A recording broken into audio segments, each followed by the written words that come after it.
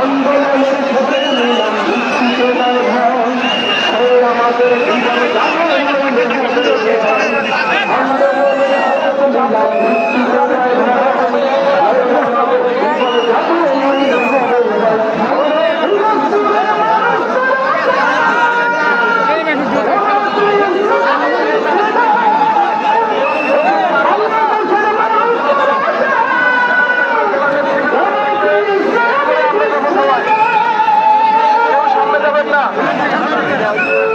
সবাই যেখানে আছেন সেখানে অবস্থান করুন, সামনে যাবেন না।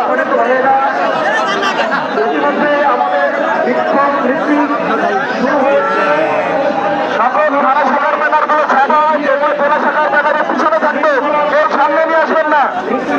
দয়া করে কেউ থানা শাখার ব্যানার সামনে নিয়ে আসবেন না। এগুলো সবাই আপনারা নির্দিষ্ট অবস্থানে নিয়ে থাকুন। জেলা শাখার ব্যানার যাবে, জেলা শাখার নেতৃবৃন্দরা